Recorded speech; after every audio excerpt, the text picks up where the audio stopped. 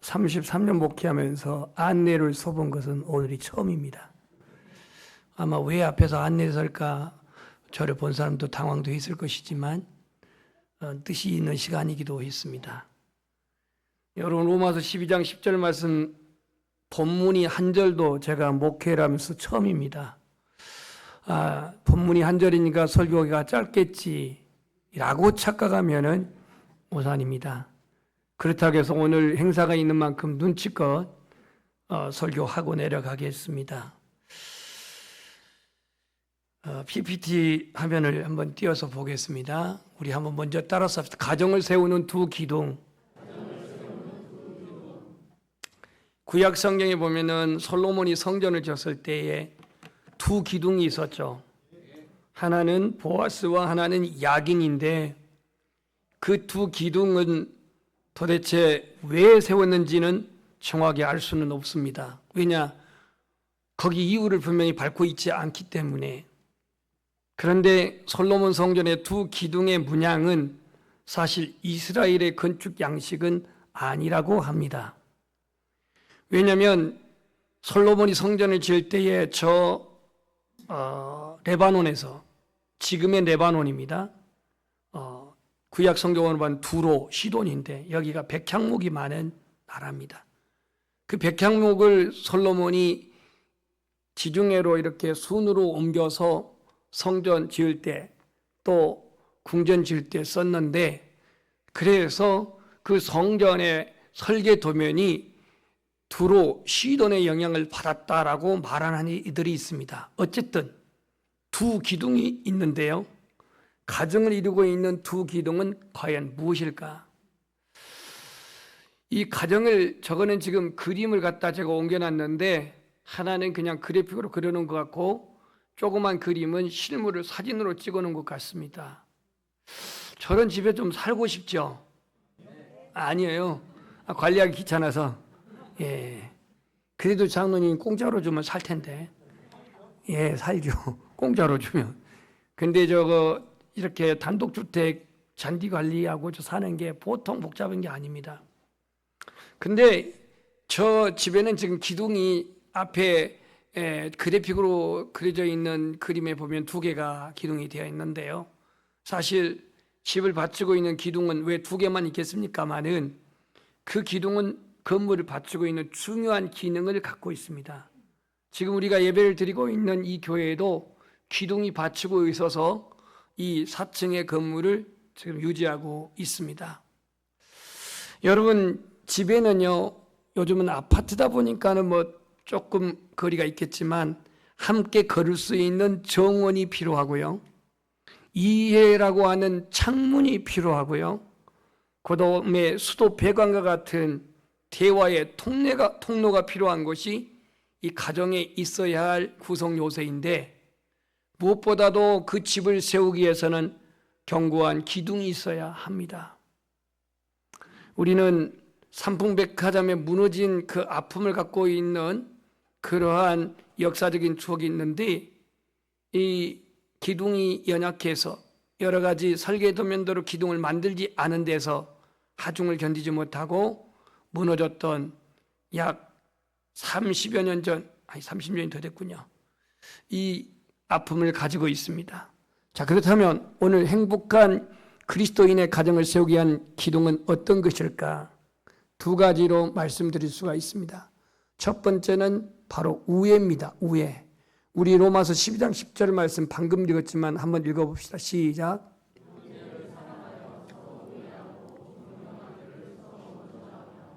여기서 이 키워드 중심 단어가 우애와 존경인데요, 두 기둥을 우애와 존경으로 이렇게 오늘 이 본문에서 정리를 해보았습니다.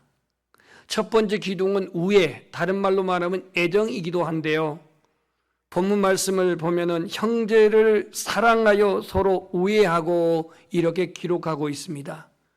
이 우애라고 하는, 애정이라고 하는 이 애정과 존경은 가정생활의 이 기초가 됩니다. 그래서 이 우애와 존경에 의해서 인격이라고 하는 그릇이 결정되는데, 이 우애와 존경은 가정을 세우는 두 기둥과 같다라는 것입니다. 그 우애를 원어 성경에 봤더니요, 필라델피아라고 하는 그 헬라어로 쓰여 있습니다. 필라델피아, 미국의 어느 주도 필라델피아가 있지만 필라델피아라고는 헬라어 형제사랑입니다. 우리 한번 따라서 형제사랑. 그래서 이 필이라고 하는 필의 그 헬라어는 가족 간의 사랑을 나타낼 때 필이라는 단어를 씁니다. 필. 계시록에 보면 필라델피아 교회라고 있지요. 그 필라델피아가 그게 필, 똑같은 말입니다. 영어로는 필로 있고 헬라어는 빌, 그렇게 읽고 있는데요. 이 실제로 가정에 이 애정이 없으면, 이 우애가 없으면 가정은 건물로서 존재해서 가정이 아닙니다. 오늘날 집이 없어서 불행하거나 집이 작아서 불행하거나 집이 커서 행복하거나 이게 아니고요. 가정 안에 이 애정, 가정 안에 이 사랑, 가정 안에 이 우애가 없기 때문에 집이 커도 불행하고 또 단독주택에 살아도 불행하고 그런 모습을 보게 됩니다. 애정이 없는 부부, 애정이 없는 부부관계, 이것은 누가 표현하기를 결혼한 독신자라고 말했고 결혼한 독신녀라고 말했습니다. 이 사람 누군지 아시죠? 몰라도 상관없습니다. 저만 하면 됩니다. 저 여인이 1961년 7월 1일 날 태어났습니다. 참고적으로 저도 같은 해 같은 달에 태어난 사람입니다. 동갑내기예요. 그래서 그림에 옮겨놓은 건 아니고, 이 다이애나는 어린 시절에 아주 대체적으로 불행한 인생을 살았습니다. 6살 때에 부모님이 별거했고요. 이혼을 했고요. 처음에는 어머니와 살다가 나중에 아버지와 삽니다. 주말마다 동생들을 데리고 어머니에게 갔고 돌아올 때는 눈물을 흘리며 어머니의 품을 떠났다고 합니다. 왜냐하면 아버지는 상대적으로 잘 사는 저택에 있었기 때문에 매일 파티로 자기의 명성과 자기의 품위 유지를 위해서 그런 생활을 하면서 자식들에게는 차가웠던 역기능적인 가정이었습니다. 어린 시절 부모의 사랑을 받지 못했던 다이애나는 인생의 이 트라우마를 겪게 됩니다.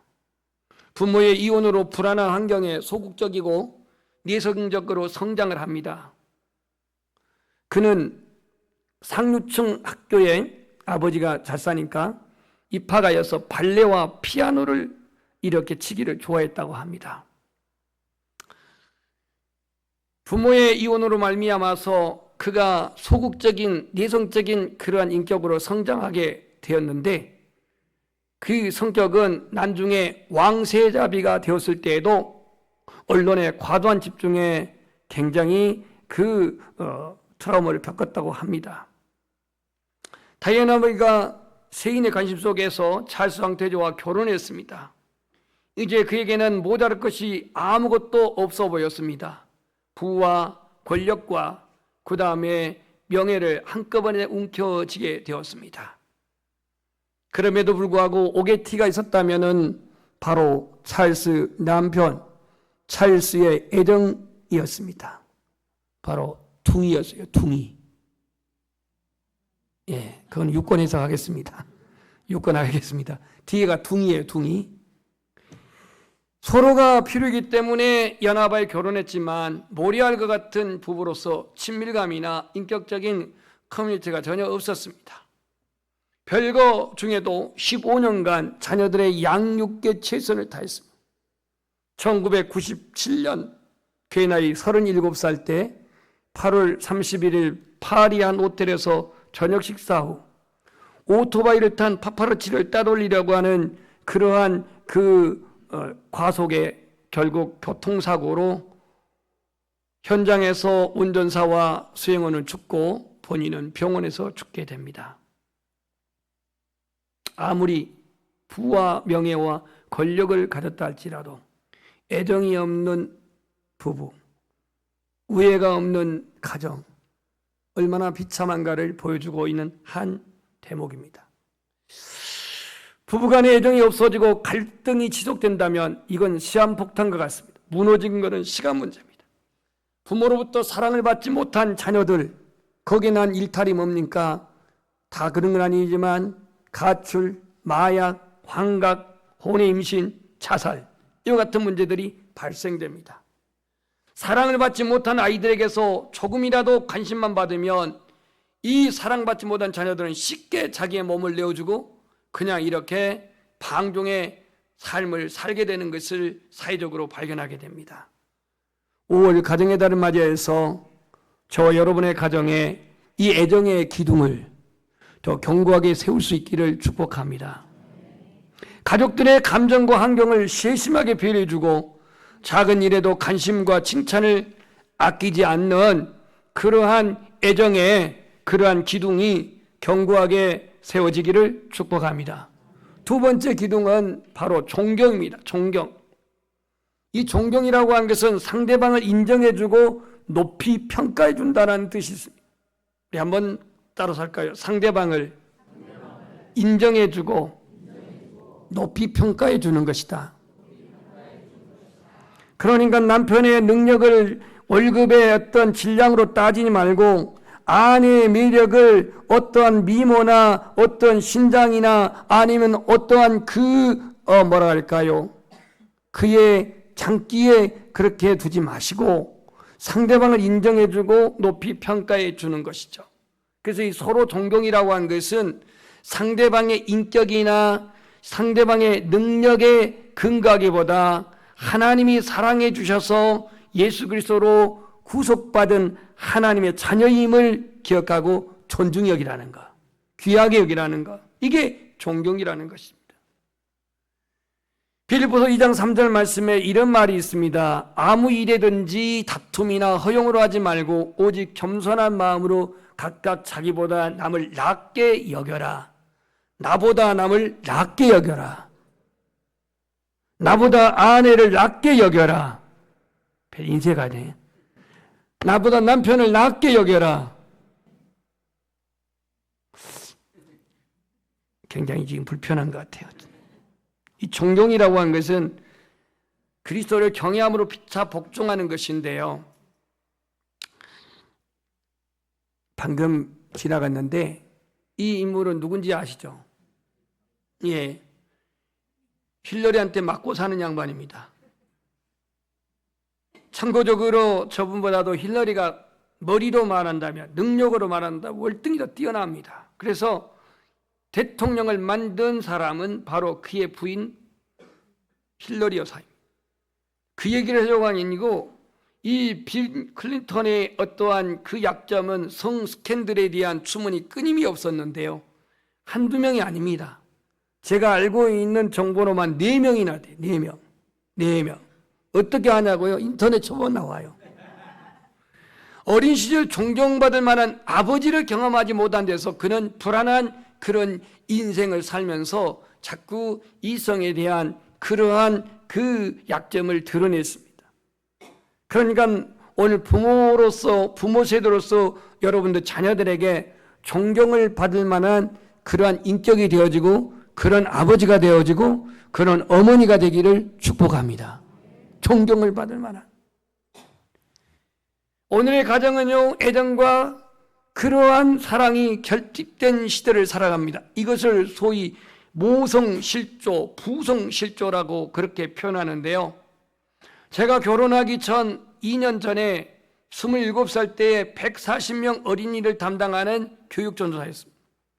140명 어린이 담당하는 교사들은 모두 몇 명이냐면 22명이었습니다. 그런데 3부 예배 때 장년 출석이 한 800명 정도 참석하는데요. 이 800명의 장년들이 올 때에 자기 애들을 유치부에다 맡기고 장년부 예배를 들어가요. 그런데 장년부 예배가 보통 분강사 출신이기 때문에 1시간 반 걸립니다. 예배가 1시간 반 걸리는데 그러면 유치부 예배를 1시간 반 동안 해야겠죠. 그죠? 그래야 이게 아다리가 맞아가지고 집에 갈 때 애를 찾아갈 거 아니겠습니까? 그러면 1시간 반을 마치려면은 특별활동도 있지만 예배도 있지만 그 놀아주는 시간이 있어요. 놀아주는 시간. 요 시간이 30분이에요. 그러면 놀아주는 시간에 제가 그 22명의 교사들 중에서 유일하게 남자 선생이 한 명 있었고 그 다음에 남자는 2명이야.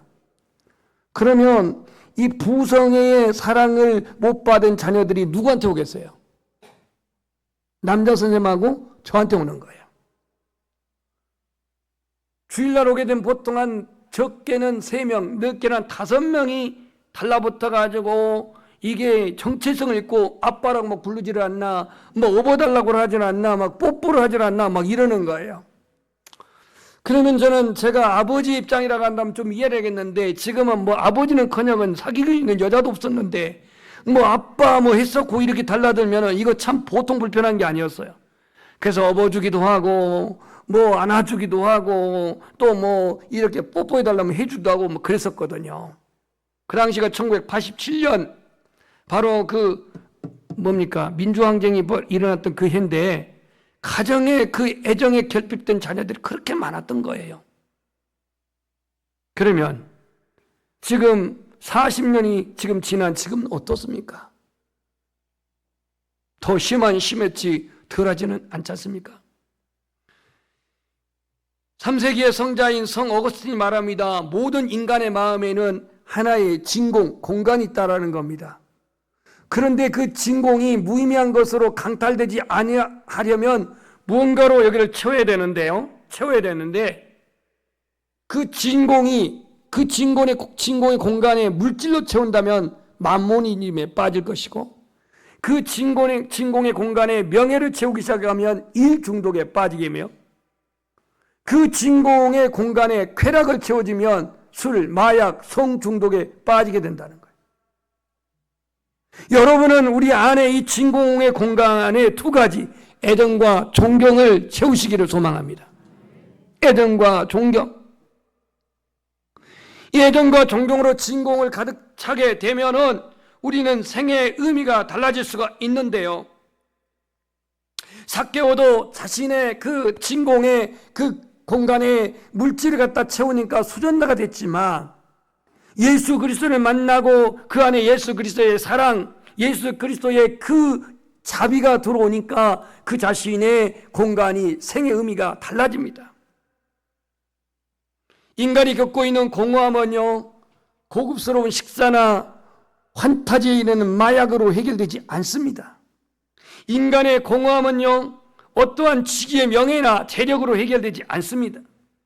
우리 안에 이 공허함의 공간은요, 애정과 존경으로 채워질 때에 생의 의미를 발견하게 될 줄 믿습니다. 이게 2가지의 바로 기둥입니다. 그렇다면 이 애정과 존경을 우리 안에 채우는데 누가 이 일을 시작해야 합니까? 집안의 가장인 남편입니까? 살림의 여주인은 아내입니까? 상대방이 먼저가 아니라 우리 따라서 합시다. 내가 먼저 해야 돼. 내가. 성숙한 사람이 먼저 한다는 것이죠. 이 그림을 띄워놓으면 저거 어디란가? 모르겠어요. 저도 저 찾아보기 전에 뭔지 어딘지 몰랐어요. 저게 바로 프랑스에 있는 베르사 이유라고 하는 궁정입니다. 궁정. 베르사 이유. 왜 뒤에가 이유가 붙었는지 저 모르겠지만 베르사 이유. 1824년에 있었던 일인데요. 누니엘이라고 하는 부인은 궁전에 있는 고문 변호사의 남편이었습니다. 그러니까 왕궁에 있는 그 궁전의 고문 변호사인이 얼마나 실력 있고 얼마나 명예가 있고 얼마나 부를 가진 사람이겠습니까? 지금으로 하면 대통령 고문 변호사라 그런 말이에요. 커다란 저택에서 하인들을 부리고 살았습니다. 1824년의 일입니다. 어느 날 부인은 사소한 말다툼 속에서 커다란 부부싸움을 하게 되었습니다. 화가 머리까지 치민 남편이 이렇게 버럭 고함을 질렀습니다. 제발 그만하고 입 좀 닥쳐. 영어로 말하면 shut up mouth 뭐 그랬겠죠. 그 말 한마디에 누니엘 부인은 가슴이 무너져 내렸습니다. 그 후에 부인은 말을 잃어버렸습니다. 싫었죠. 밥을 먹을 때도 잠에 들 때도 입을 열지 않았습니다. 남편은 하루 이틀 지나면 그러다 말겠지 했지만 한 달, 두 달, 1년. 그래서 부인들이 한을 품으면 5년에도 뭐가 내린다고? 진짜 설이 내립니까? 아니, 장로님 내린다고 하면 내린다고 생각하겠습니다. 남편은 사과를 하고 제발 용서하고 나를 좀 이해해주고 이제 말 좀 하라고 애원했지만 이 부인에게는 말이 나오지 않았습니다. 드디어 사랑하는 딸이 결혼할 때가 됐습니다. 이제 딸이 결혼하니까 결혼식장에만큼 말을 하겠지 그랬는데 결혼식장에도 말을 하지 않았습니다. 세월이 흘러 부인은 30년이 넘도록 말 한마디 하지 않았고 심지어 숨을 거두면서까지 유언 한마디도 남기지 않고 세상을 떠났습니다. 베드로전서 3장 7절에 이런 말씀이 있습니다. 한번 따라서 하겠습니다. 저는 연약한 그릇이요 또 생명의 은혜를 유업으로 함께 받을 자로 알아 귀히 여기라. 이 무슨 얘기냐면 말 한마디에 그만큼 상처가 커가지고 오기로 고집으로 말을 한 게 아니라 아예 시루증이 걸려가지고 죽을 때까지 말을 못했다는 얘기예요. 여러분 말 한마디에 상처받을 때가 있죠. 오지게 했으면 뭐 한마디 말로 청량빛을 갚는다 그런 말도 있겠습니까? 성경에는 말에 대한 말이 너무 많아요. 어제도 가정에서 아내와 예배를 드리면서 잠언 10장 말씀 보니까 말에 대한 말이 너무 많더라고요. 언어에 대한 말이 너무 많아요. 그 상처 때문에 평생에 신음하는 여인의 심리를 보여준 사건이 저 베르사유 그 고문 변호사에서 발생된 일이었습니다. 결론적으로 말씀드리면 애정과 사랑 이것은 하나의 기둥이고 존경도 하나의 기둥입니다. 그래서 오늘 이 애정, 우애를 서로 우애하고 존경하기를 서로 먼저 하라고 이렇게 말씀을 하고 있습니다. 저 두 가지의 기둥이 견고하게 서 있는 가정이라면, 저 두 가지의 기둥이 견고하게 세워진 교회라고 한다면 비바람이 치고 거센 파도가 밀려와도 어떤 고난과 환난이 온다 할지라도 결코 그 가정은 무너지지 아니하는 견고한 가정이 될 줄을 믿습니다. 존경과 사랑이 사라진 가정은 아무리 소유가 넉넉하고 풍성해도 결국은 모래 위에 세운 집과 같을 것입니다. 오늘 이 어버이 주일을 맞이해서 우리 연양의 모든 교우들의 가정이 이 서로 우애하며 그리고 존경하는 이 두 가지의 기둥이 더욱더 말씀 위에, 믿음 위에, 소망 위에, 사랑 위에 견고하게 세워지시기를 주님의 이름으로 축복합니다. 이 시간 우리